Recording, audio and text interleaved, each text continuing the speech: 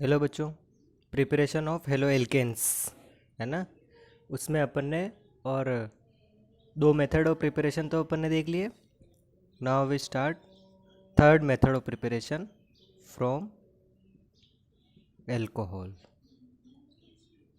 अब अपन ने जो पहले मेथड्स देख लिए उसकी मैकेनिज़्म हमारी 11th क्लास में थी, तो अपन ने उसकी मैकेनिज़्म को बहुत ज़्यादा डिटेल में और नहीं पढ़ा।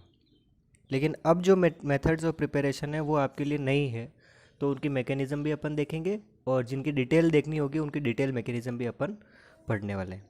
ठीक है। फर्स्ट ऑफ ऑल ROH को कन्वर्ट करना है हमारे को RCl यानी कि हेलो एल्केन्स के अंदर।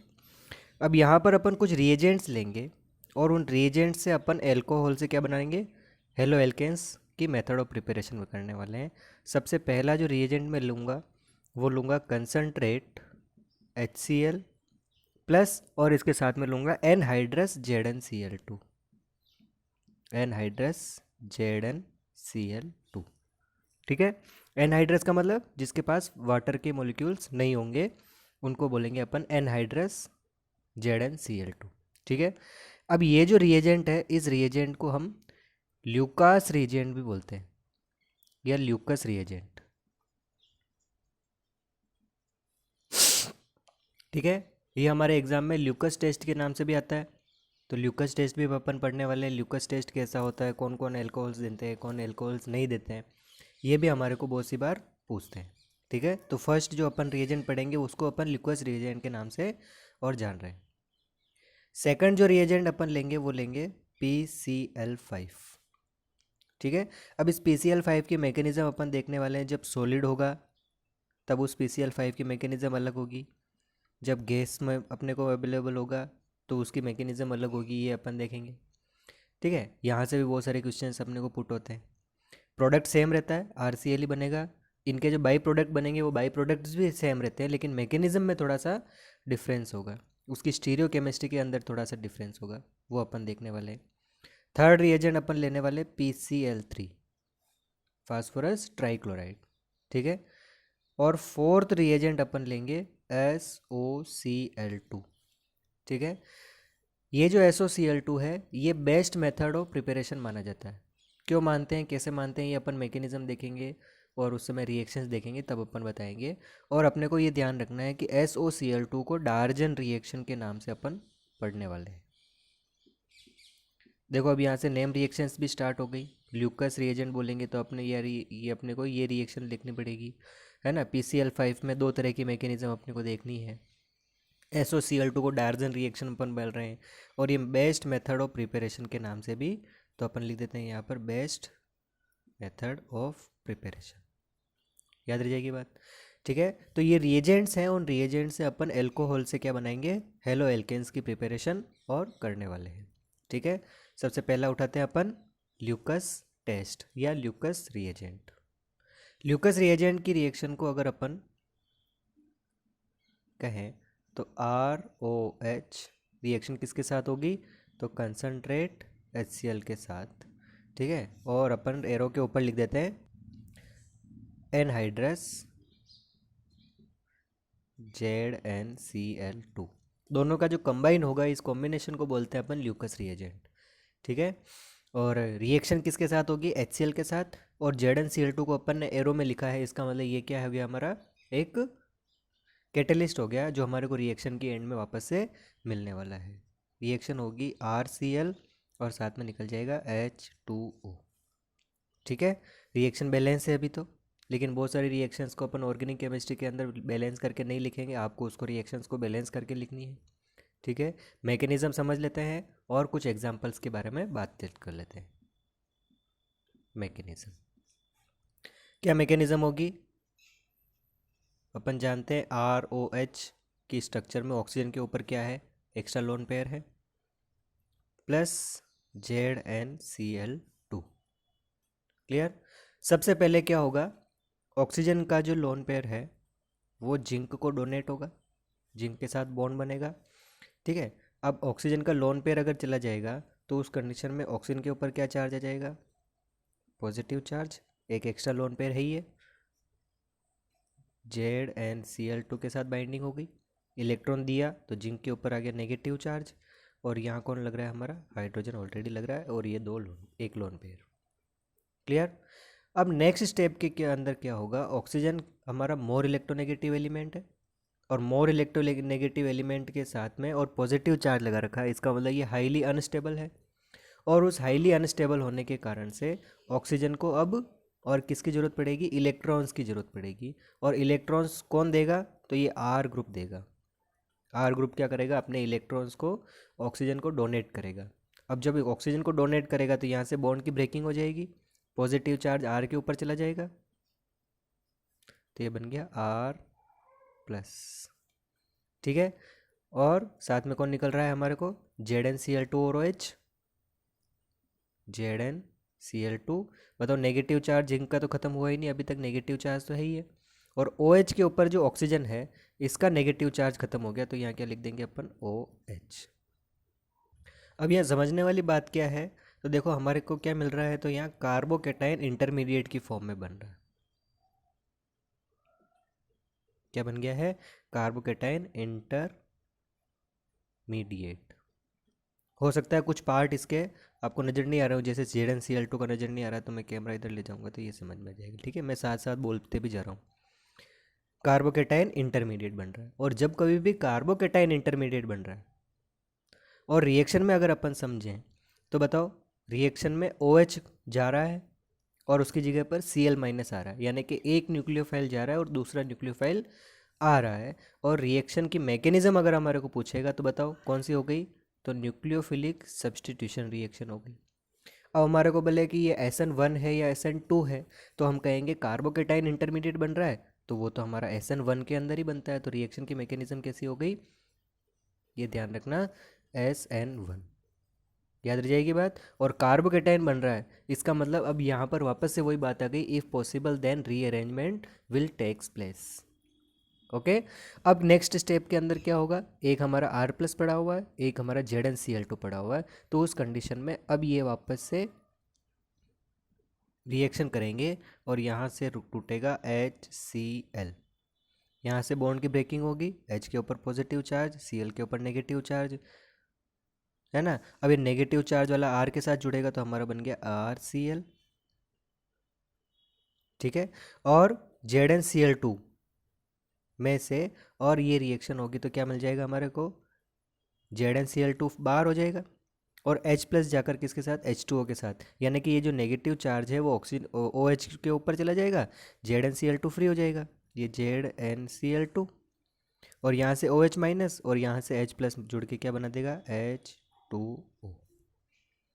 अब कार्बोकेटाइन बन रहा है, अब कार्बोकेटाइन बनने के कारण से RCl में रिटेंशन भी हो सकता है और इन्वर्जन इन कॉन्फ़िगरेशन भी हो सकता है, यानी कि बोथ साइड अटैक हो सकता है, क्लोरीन इधर से भी अटैक कर सकता है, क्लोरीन इधर से भी अटैक कर सकता है। ठीक है, अगर इधर से अटैक किया तो OH की पोजीशन से डिफरेंट साइड में होगी, तो इन्वर्जन इन कॉन्फ़िगरेशन होगा, और अगर इधर से अटैक हुआ तो उस कंडीशन में OH जिधर है उधर ही Cl रख रहा है, तो उस कंडीशन में क्या बन जाएगा, और इन्वर्जन इन कॉन्फ़िगरेशन। तो दोनों तरह के प्रोडक्ट्स मिलेंगे, इसलिए हमारे इस प्रोडक्ट के बारे में हम कहेंगे कि ये जो प्रोडक्ट है वो कैसा मिक्सचर होगा, तो हम कहेंगे ये तो रेसिमिक मिक्सचर हमारे को और मिलने वाला है। क्लियर। अब इस रिएक्शन के अंदर हमारे को कार्बोकेटाइन मेन मिल रहा है, तो इस रिएक्शन की रेट जो डिपेंड करेगी वो किसके ऊपर डिपेंड करने वाली है, स्टेबिलिटी ऑफ कार्बोकेटाइन, याद रह जाएगी बात। अब एक एग्जांपल लेते हैं और हमारे स्टीरियो केमिस्ट्री को समझते हैं, इसकी स्टीरियो केमिस्ट्री में रेसिमिक मिक्सचर कैसे बन रहा है। जैसे मैंने एक एग्जांपल लिया, अब स्टीरियो केमिस्ट्री आपको जब कोई भी चेक करनी पड़ेगी तो कार्बन जो होगा वो कायरल कार्बन होगा, ये मैंने C लगा दिया, ये OH, ये मैंने CH3 और ये H, तो बताओ ये कार्बन कैसा हो गया, कायरल कार्बन हो गया, इसको क्या बोलेंगे अपन, कायरल कार्बन। कायरल कार्बन किसको बोलते हैं, जिसके अंदर कार्बन की हैज 4 डिफरेंट वैलेंसी, कार्बन की चारों वैलेंसी डिफरेंट डिफरेंट कार्बन के साथ दूसरे एटम के साथ लगी हो, एलिमेंट्स के साथ लगी हो, तो उसको बोल के क्या बोलेंगे अपन, कायरल कार्बन। क्लियर। रिएक्शन किसके साथ करवा रहे हैं अपन? Concentrate HCl plus anhydrous ZnCl2। याद रह जाएगी बात। अब हमारे को दो तरह के प्रोडक्ट बनाने पड़ेंगे, एक रिटेंशन इन कॉन्फ़िगरेशन, एक इन्वर्जन इन कॉन्फ़िगरेशन। तो रिटेंशन इन कॉन्फ़िगरेशन के लिए क्या होगा?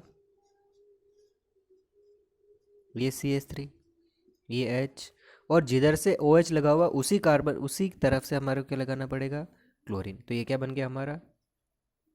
रिटेंशन। ठीक है। और साथ में कौन सा बनेगा? इन्वर्जन वाला भी बनेगा। तो इन्वर्जन में डायरेक्शन बदल दो, ये क्लोरीन लगा दिया, इसको इधर ले। बताओ CH3H थोड़ी चेंज होंगे, ये तो चेंज होने वाले नहीं। चेंज कौन होगा? ये। तो एक बार रिटेंशन बन गया और एक बार कौन सा प्रोडक्ट बन गया हमारा? इन्वर्जन। ये हो गया इन्वर्जन। ठीक है। और दोनों का मिक्सचर बनेगा, इसलिए अपन ने क्या कह दिया इसको? Racemic mixture. याद रह जाएगी बात। अब हमारे को कहे कि ल्यूकास टेस्ट की और रिएक्टिविटी क्या होगी 1 डिग्री 2 डिग्री 3 डिग्री के अंदर। तो ये मैंने 3 डिग्री लिया,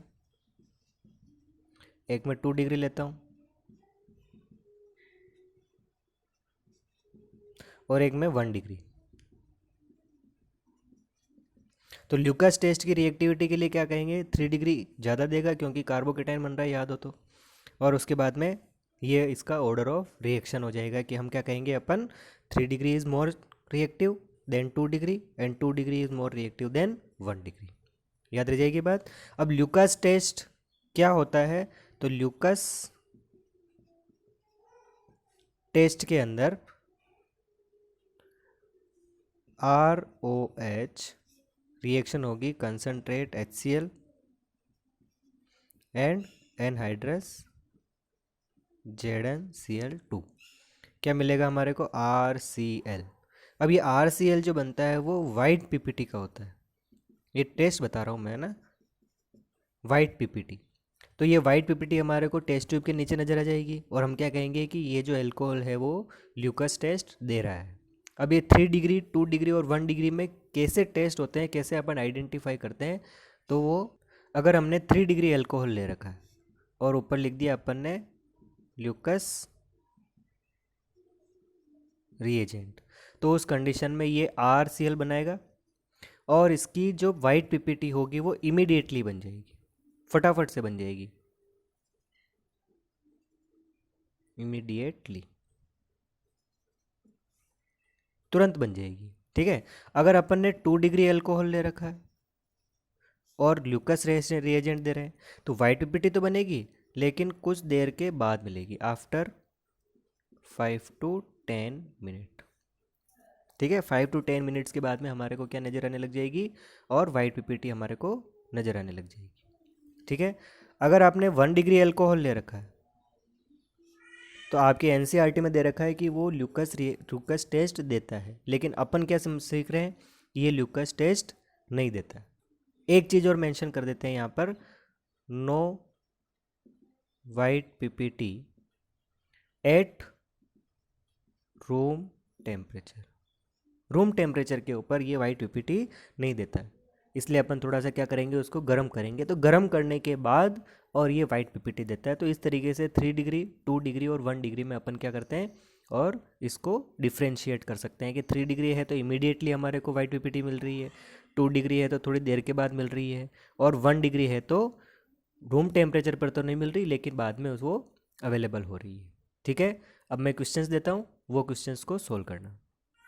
क्वेश्चन है give a chemical test to distinguish between propan two ol, ये नाम भी दे सकते हैं और इसका आइसोप्रोपाइल एल्कोहल भी दे सकता है, आइसोप्रोपाइल एल्कोहल। ठीक है। तो ये ध्यान रखना, प्रोपेन टू ओल को आइसोप्रोपाइल एल्कोहल भी लिख सकते हैं। ठीक है। पॉज करके सॉल्व कर लेना, मैं आपका इसका और आंसर बता देता हूँ। प्रोपेन टू ओल, इसकी स्ट्रक्चर बनाएंगे तो क्या लिखेंगे अपन? CH3 CH3 हाइड्रोजन और ये OL, प्रोपेन टू ओल हो गया, ये आइसोप्रोपाइल एल्कोहल हो गया। और एथेनॉल के अपन स्ट्रक्चर जान ही रहे, CH2OH।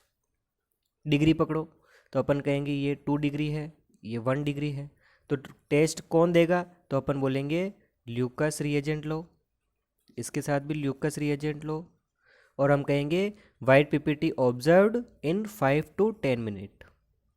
5 to 10 मिनट में अपने को क्या मिल जाएगी,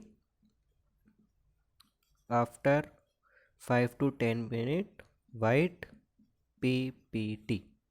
ठीक है, और ल्यूकस रिएजेंट के लिए क्या कहोगे, no PPT at room temperature. Room temperature के ऊपर हमारे को वाइट पीपीटी नहीं मिल रही है।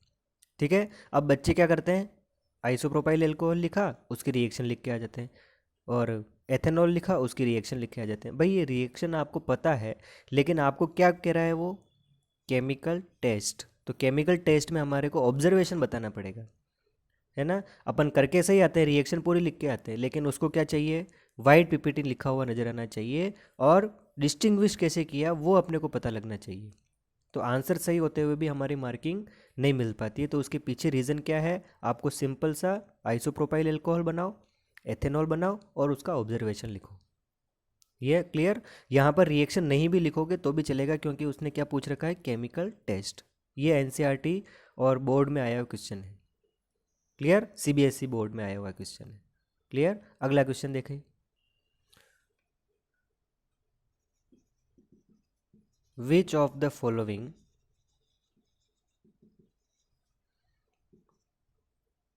positive which of the following give